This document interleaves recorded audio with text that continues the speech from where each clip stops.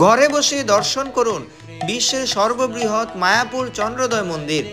জেনে নিন 100 টাকায় কিভাবে মায়াপুর ইস্কনে রুম বুক করে থাকবেন এবং একদম ফ্রি 4 বেলা ভোগের প্রসাদ কিভাবে পাবেন।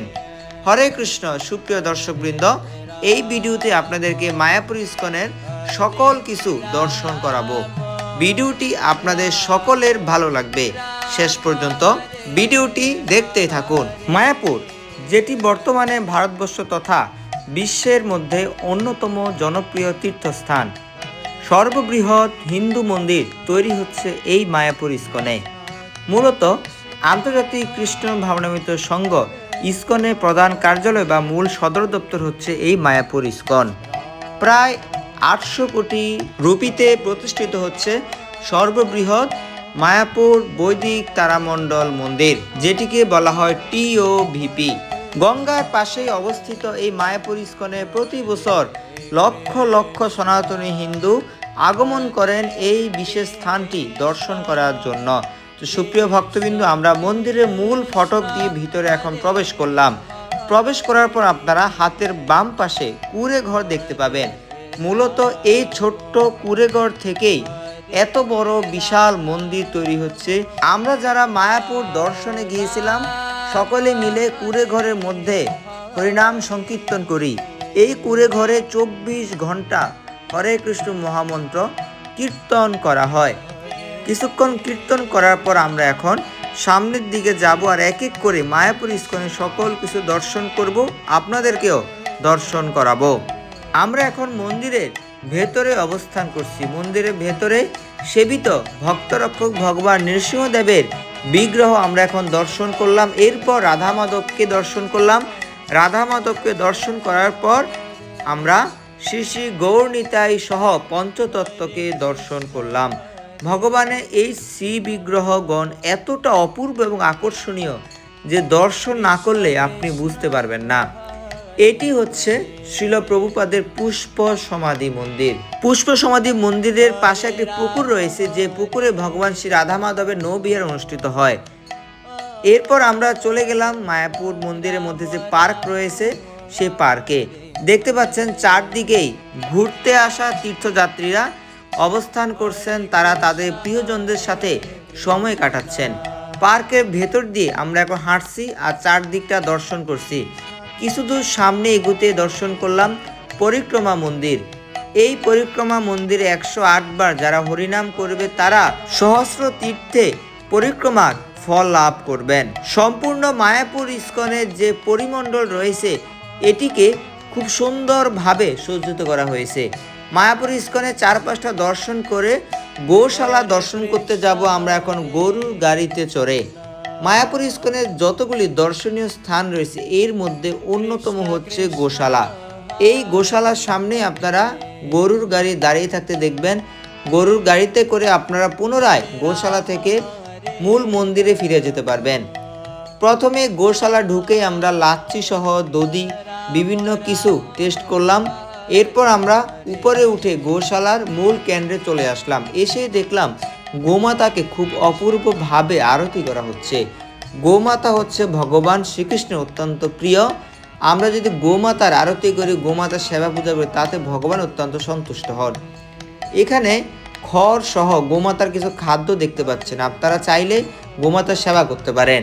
গোশালা দর্শন করে আমরা চলে এলাম গঙ্গা দর্শন করতে এবং গঙ্গা স্নান করার জন্য। এখানে খুব সুন্দর একটি গঙ্গা মন্দির রয়েছে, মা গঙ্গার প্রতিমা রয়েছে।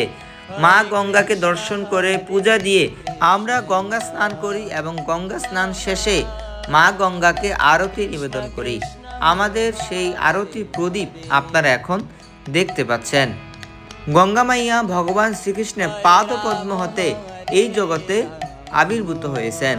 গঙ্গা স্নানের পর মায়াপুরের থিয়েটার রয়েছে, সেই থিয়েটার আমরা দর্শন করলাম। এখানে ভগবান যেভাবে আবির্ভূত হয়েছেন এই জগতে এবং ভগবান যে সকল কার্য সম্পাদন করেছেন এই সকল কিছু আপনারা 3D আকারে এখানে দর্শন করতে পারবেন। মায়াপুর ইস্কনের চারদিকে বিভিন্ন গিফট শপ দেখতে পাবেন। এইসব গিফট শপ থেকে আপনারা আপনাদের প্রিয়জনকে উপহার দেওয়ার জন্য বিভিন্ন উপকরণ সামগ্রী, তাছাড়াও বিভিন্ন রকমের তুলসী মালা, পূজার সামগ্রী সংগ্রহ করতে পারবেন। এবার আমরা মায়াপুর ইস্কনের যে বিভিন্ন অতিথিশালা রয়েছে সেই সকল অতিথিশালা সম্পর্কে জানব। এখন আমরা যে স্থানে অবস্থান করছি নতুন মন্দিরটি ঠিক পাশে, এই ভবনটির নাম হচ্ছে চক্র ভবন। এটি অত্যন্ত বৃহৎ একটি ভবন। মূলত এই ভবনে যদি আপনারা রুম বুক করতে পারেন তাহলে আপনারা মূল মন্দিরে খুব নিকটে থাকতে পারবেন। এই যে দেখতে পাচ্ছেন সামনেই মায়াপুর মূল চন্দ্রোদয় মন্দির এবং এই চক্র ভবনটি মূল মন্দিরের সবচেয়ে কাছে। তো আপনারা চেষ্টা করবেন চক্র ভবনে রুম বুক করতে। এখানে 400 টাকায় আপনারা রুম বুক করতে পারবেন। এরপর গদা ভবনের সামনে আমরা এখন অবস্থান করছি। এই ভবনে আপনারা 600 থেকে 1000 টাকায় রুম বুক করতে পারবেন। এখানে রয়েছে শ্রুতি ভবন। এই শ্রুতি ভবনে যারা জাগত ছাত্র সমাজের স্টুডেন্ট বা শিক্ষার্থী রয়েছেন তারা 20% ছাড়ে রুম বুক করতে পারবেন। এরপর নিত্যানন্দ কোটি 200 টাকায়। তারপর প্রভুপাদ ভবন আপনারা এখন দেখতে পাচ্ছেন, এই প্রভুপাদ ভবনেও আপনারা থাকতে পারবেন। গীতা ভবন দেখতে পাচ্ছেন, গীতা ভবন এবং ঈশ্বরদান ভবন দুটি ভবন পাশাপাশি। গীতা ভবনে 800 থেকে 2500 টাকায় আপনারা রুম পেয়ে যাবেন। গীতা ভবন, নামট্ট ভবন, এই দুইটি ভবনে যদি আপনারা থাকেন তাহলে কি হবে, ভোগের প্রসাদের জন্য অন্য কোথাও যেতে হবে না আপনাদের, এখানে আপনারা ভোগের প্রসাদ সংগ্রহ করতে পারেন। এখন আমরা দেখতে পাচ্ছি গৌরাঙ্গ কুটির। মূলত এই গৌরাঙ্গ কুটিরে আপনারা 100 টাকায় রুম পাবেন এবং এক রুমে আপনারা 4 জন থাকতে পারবেন। তো সুপ্রিয় ভক্তবৃন্দ, এই হচ্ছে কিভাবে আপনারা রুম বুক করবেন, 100 টাকায় কিভাবে 4 জন থাকবেন। এখন আমরা জানবো কিভাবে 4 বেলা বিনামূল্যে প্রসাদ গ্রহণ করতে পারবেন। এটি হচ্ছে মূলত অন্নদান কমপ্লেক্স। এখানে মঙ্গল আরতির পর থেকে কুপন বিতরণ করা হয় এবং চেয়ার টেবিলে বসে আপনারা সকাল 11টা, দুপুর 2টা, 4টা এরকমভাবে 4 বেলা প্রসাদ আস্বাদন করতে পারবেন। ভোগ পেতে পারেন একদম ফ্রিতে। ফ্রিতে ভোগের তথ্য আমরা জানলাম। এখন আমরা দাঁড়িয়ে আছি সুলভ কিচেন হলে। সুলভ কিচেন হলে আপনারা 50 টাকায় কুপন সংগ্রহ করে ভগবানের প্রসাদ আস্বাদন করতে পারেন।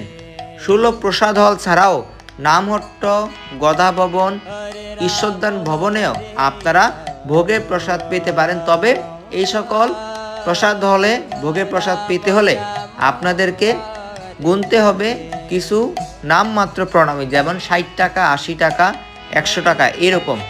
এখন গদা ভবনের কিচেনে আমরা অবস্থান করছি। গদা ভবনের কিচেনের পর এখন অবস্থান করছি নামহট্ট ভবনের কিচেনে। নামহট্টে যদি আপনারা থাকেন, নামহট্টের নিচ তলায় মহাপ্রসাদ বা ভোগের প্রসাদ বিতরণ করা হয়। তো সুপ্রিয় ভক্তবৃন্দ, আশা করি আপনারা মায়াপুর ইস্কন সম্পর্কে সকল কিছু এতক্ষণ শ্রবণ করেছেন। মায়াপুরে ঘুরতে যাওয়ার আগে অবশ্যই রুম বুক করে যাবেন। দেখা হবে অন্য একটি ভিডিওতে। ভিডিওটি কেমন লেগেছে জানাবেন এবং কোন স্থান থেকে ভিডিওটি দেখছেন সেটিও জানাতে ভুলবেন না। আমি সুখতা বলয় দাস আপনাদের থেকে বিদায় নিচ্ছি। হরে কৃষ্ণ, জয় শ্রীল প্রভুপাদ।